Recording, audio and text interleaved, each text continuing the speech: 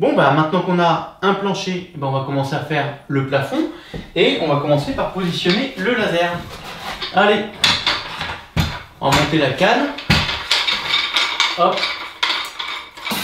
Voilà. Ok. Et je vais positionner ça au milieu. Alors là, donc là, tac. Et là, tac. Et voilà. On va lui mettre le support.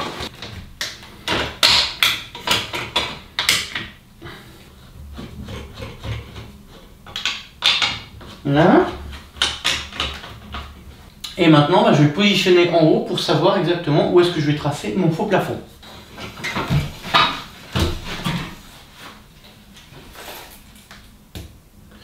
On est à 19.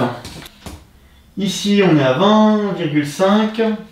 21,5. On est à 20. Après, je regarde également pour mes tableaux de fenêtres, ça me va. Maintenant, un autre truc que je vais contrôler aussi, c'est combien est-ce qu'on a entre le plancher. Oh, on a 2,50. Voilà. Alors, pour faire le faux plafond, il y a plusieurs techniques. À la base, je voulais utiliser une technique différente de celle que je vais utiliser. Je voulais en fait faire un plafond en autoportant. C'est-à-dire qu'on a un rail sur ce mur-là, un rail sur ce mur-là, et puis des rails qui vont entre les deux. Et puis, on n'a aucune liaison entre le vrai plafond et le faux plafond. Et du coup, aucune continuité, donc aucune transmission de vibration. Seulement, ce n'est pas possible parce que ma portée est trop grande et puis il n'y a pas de rail suffisamment long pour pouvoir utiliser cette technique. Et puis au moment où je fais cette vidéo, je rappelle que dans les magasins de matériaux, il y a des pénuries, ce qui n'arrange pas les choses. Et donc, comment ça va se passer? Alors là, en fait, sur tout le périmètre de la pièce où je vais faire le faux plafond, je vais mettre un rail qui va faire, donc rail périphérique, qui va faire tout le tour. Et puis dans ce rail, je viendrai mettre des rails, là, ceux qu'on voit ici.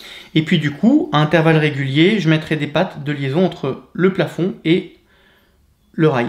Mais pour atténuer les transmissions de bruit, je vais mettre des pattes avec le petit amortisseur acoustique qui réduit la transmission des vibrations entre le voisin du dessus et puis la patte qui soutient le faux plafond. Alors, on positionne le rail pile poil sur le trait de laser. Oh là là, quand même un sacré outil. Merde. Donc celui-là, il est pas bon. On va essayer le trou suivant.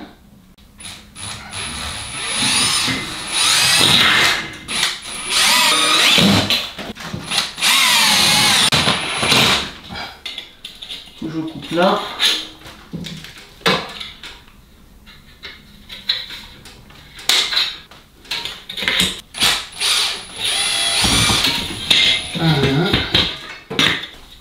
Deuxième ici.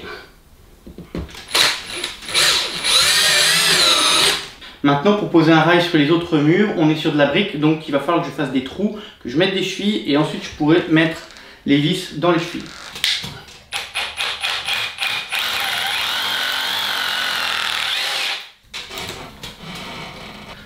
Là.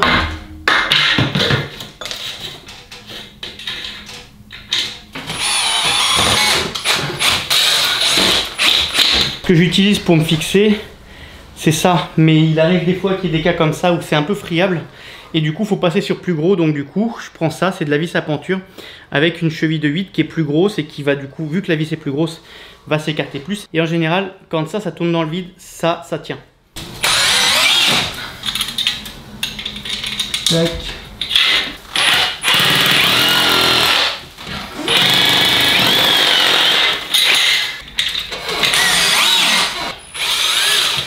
Alors faut pas croire que les rénovations c'est tout beau tout rose, hein. Regarde-moi ça. Regarde-moi les trous qu'il y a là, c'est du biscuit. J'ai beau rajouter des vis, ça tient pas. Voilà, ça fait partie des aléas du chantier, donc ça c'est un petit bout qu'il faudra que je fasse après, je sais pas comment. Peut-être venant avec le rail là, je sais pas, faut...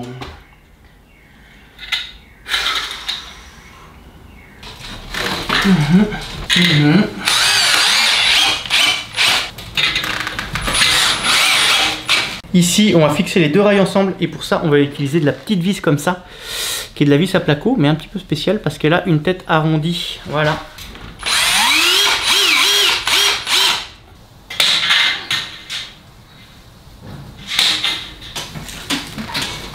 Ah.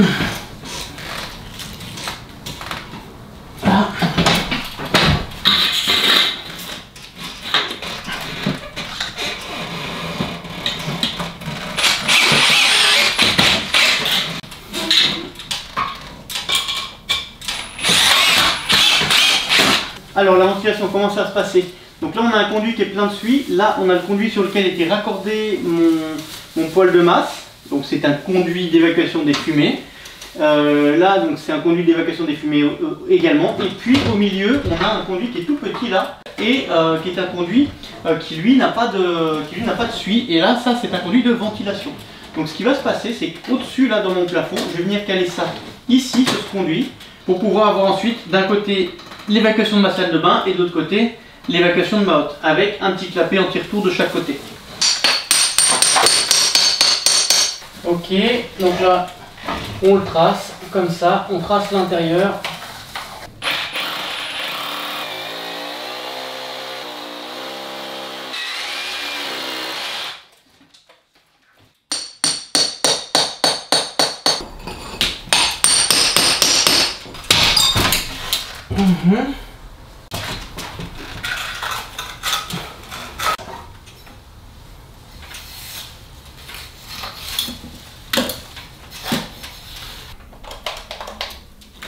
Ah, fait chier. Voilà.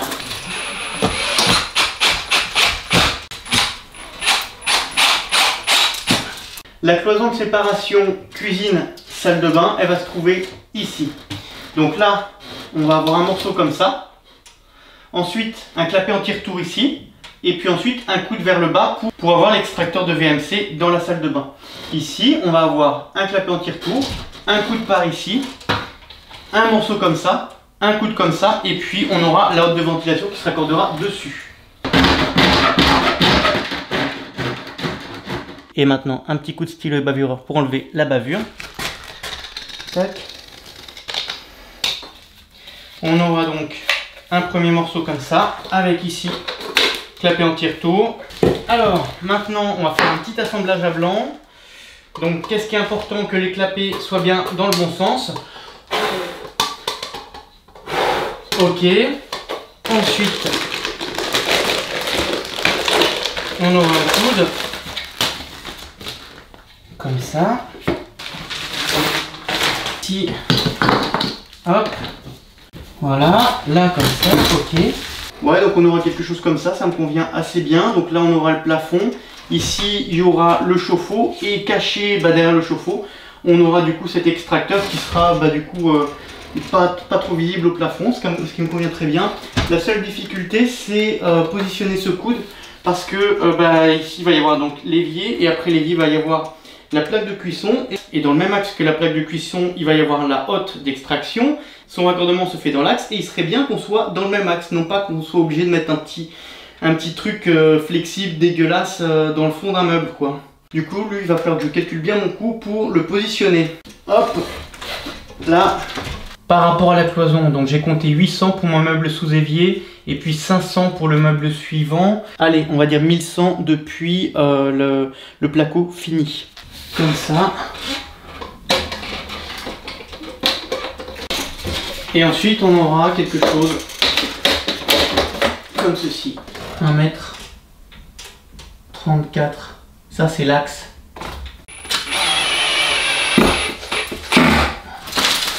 Voilà. De toute façon, le verdict, on l'aura lorsque faudra raccorder la hotte ici. Si le tube il est droit, c'est que c'est bon. Si je me suis planté, ça sera de traviole. Voilà. Alors, pour coller ces pièces, je vais utiliser de la colle PVC, tout simplement.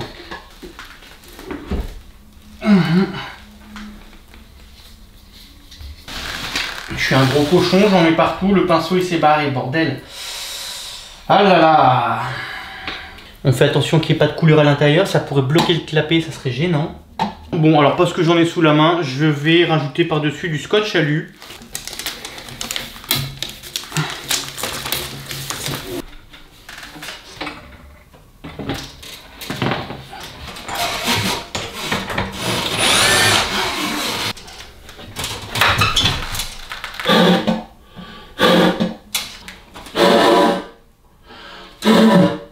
Oui.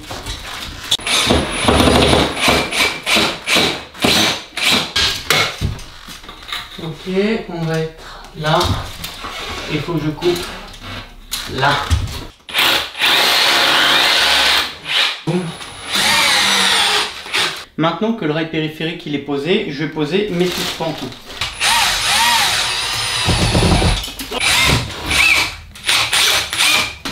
Alors, donc à peu près ici. Merde.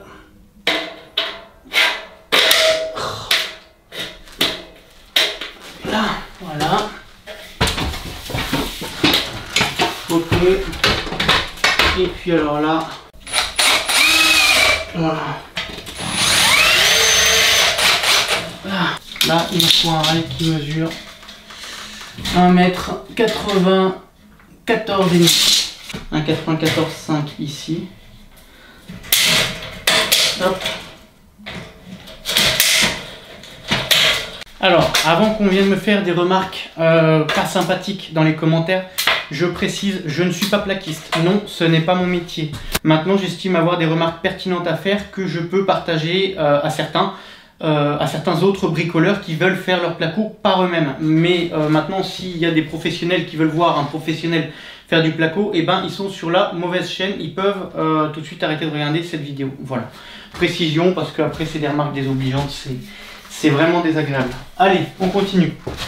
Oh putain, ça c'est la merde quand il faut enclencher les rails ensemble. Ah putain, allez, merde.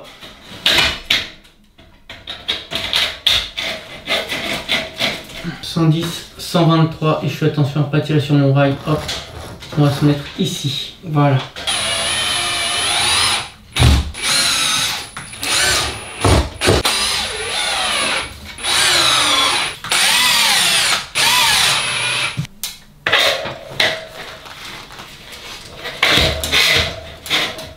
Oh putain, le trait de laser dans le rail. Oh, c'est génial ça. Et voilà.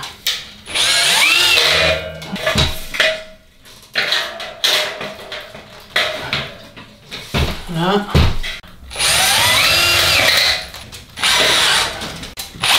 Merde, loupé. Et voilà.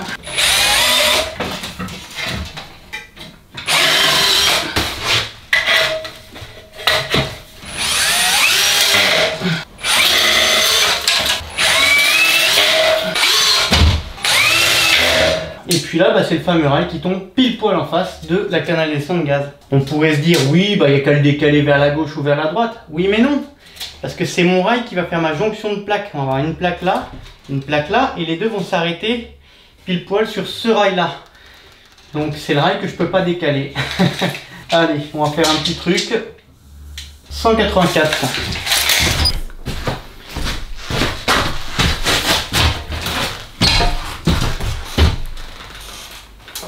Là, ok.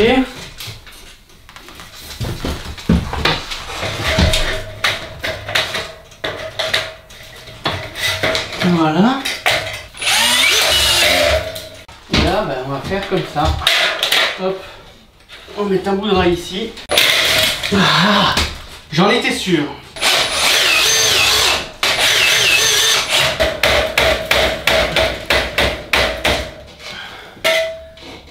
Voilà.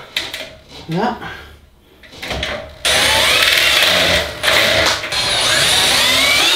Deux.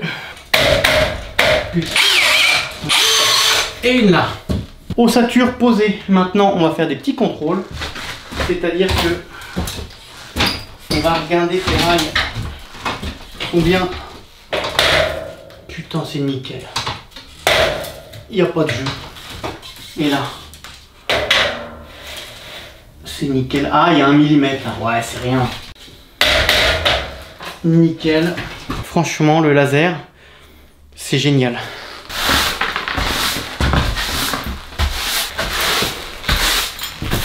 Là, je vais poser ma laine de roche, donc 200 mm. Donc, j'ai acheté de la 100 mm. Je vais mettre 100 mm dans un sens et 100 mm dans l'autre sens. Je vais croiser les couches.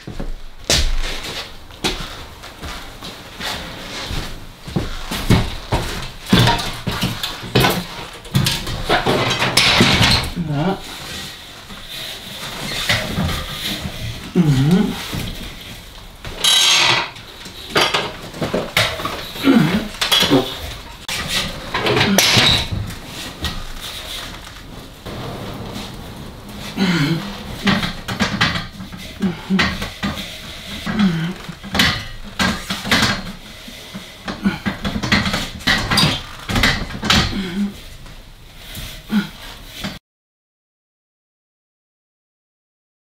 Bon bah la petite sœur maintenant. Allez. Hop là.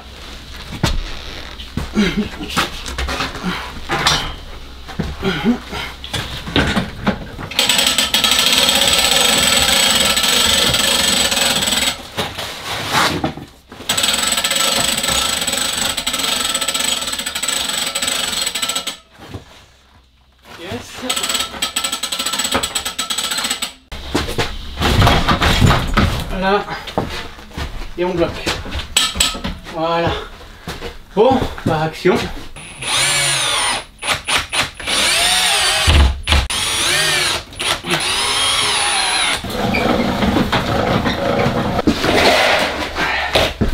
Ça c'est l'inconvénient des petites surfaces. Il faut tout déplacer à chaque fois.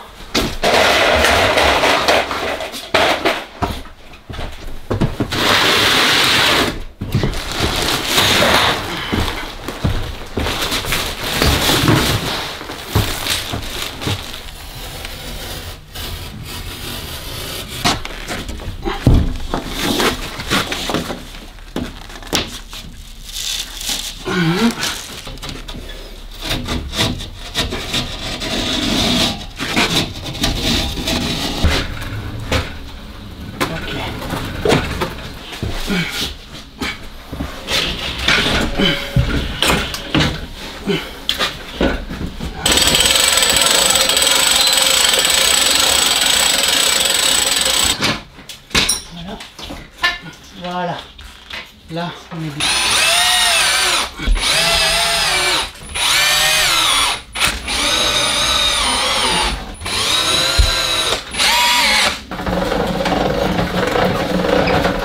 Et maintenant, plaque suivante, donc va falloir positionner la sortie pour ça. La sortie pour le point central. Et puis il y aura une petite découpe à faire ici dans le coin.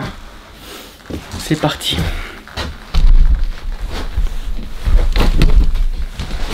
Ici. Ça va venir ici.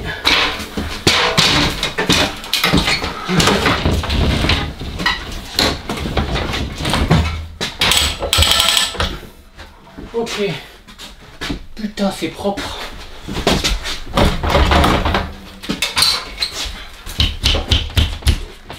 Là. Oh, c'est bon ça. Oh oui. Voilà. Là, maintenant, j'ai suffisamment de longueur. Là, ça va être beaucoup plus sympa, là. Oh oui. Oh oui. Oh yes. Ah bah oui, il n'y a pas photo. C'est clair.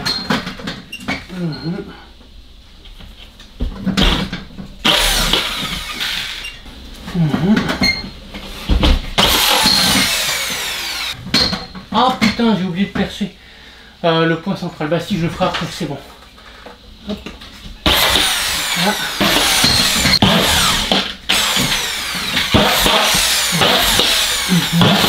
Ici.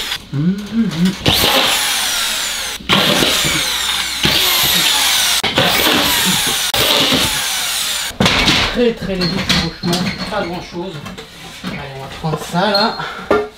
Bim. Voilà.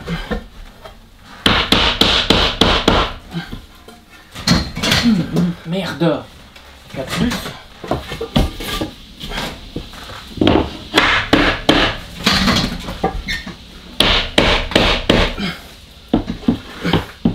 Mais oui, ça va être bon. Voilà.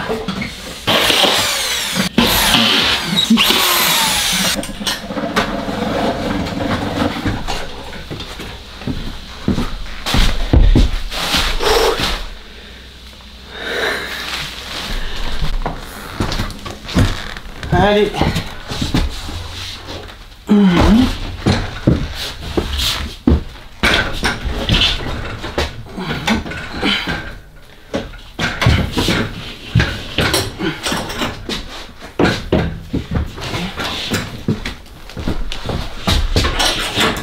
Ok. Allez. Oh, quel con! Mais je suis trop naze! Putain! Le trou, il est de l'autre. Je l'ai fait de l'autre côté comme un blaireau, mais merde. Putain. Eh ben je me suis planté. Voilà. Putain. Et ben on le refait de l'autre côté. Il faudra faire une réparation. Donc 31. 8,5. Tac.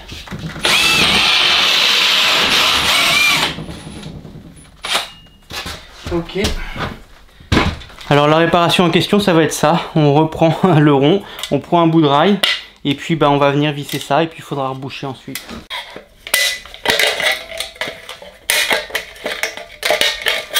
Voilà. Hop.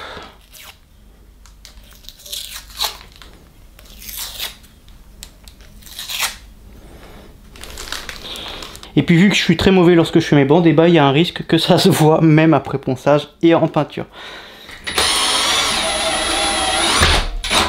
On est dans le trou.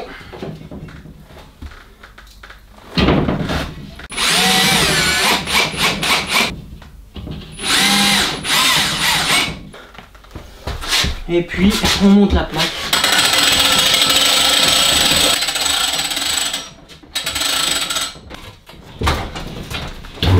Ah chier.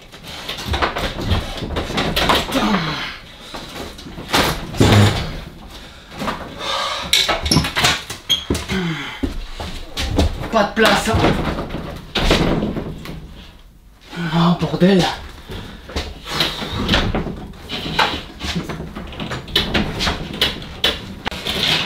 Là, voilà, on les sort là. On va sortir celle-ci pour le point central, mais ça le point central on le calculera après.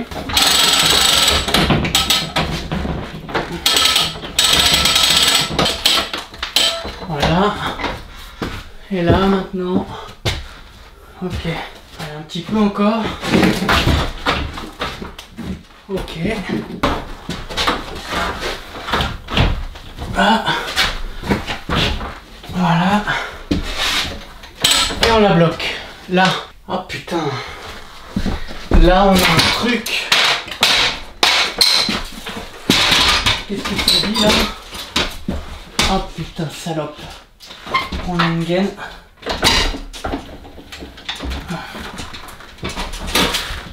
Eh oui. Voilà.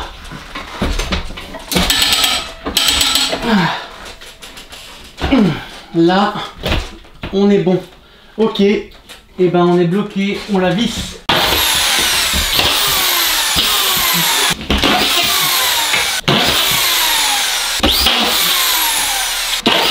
Ici.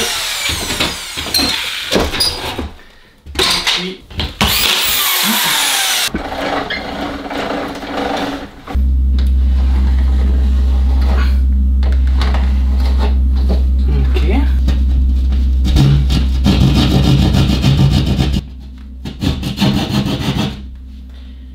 Le pire c'est que j'y crois, hein. C'est-à-dire que là, on a une plaque que j'ai mesurée, que je vais présenter au plafond, et je crois que en ayant juste une épaisseur de lame de scie de jeu, et bien ça va passer. Nickel, j'y crois. Faut être positif sur les chantiers, oui tout à fait.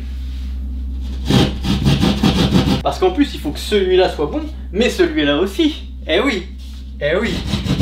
Celle-là elle va être sympa à mettre, ouais.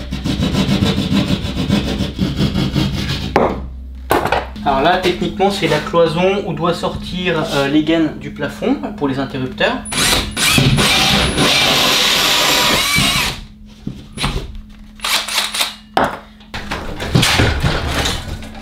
Voilà.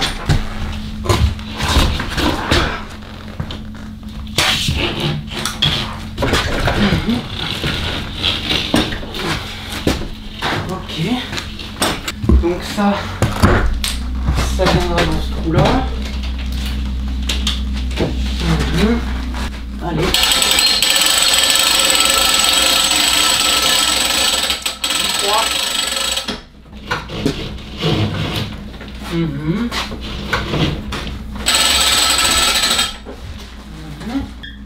Et on est pas mal. Et là on est trop mal non plus. Ok. Voilà.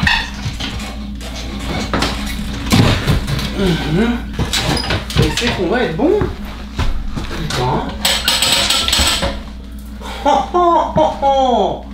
Eh ben. Ah non, non, non, non, j'ai un petit décalage. Ouais, j'ai un petit décalage, pas de beaucoup. Ça peut peut-être passer comme ça.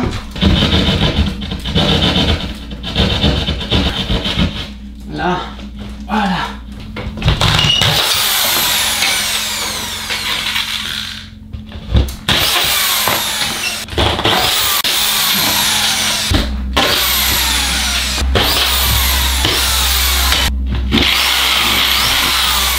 Merde, bon bah là j'aurais pas.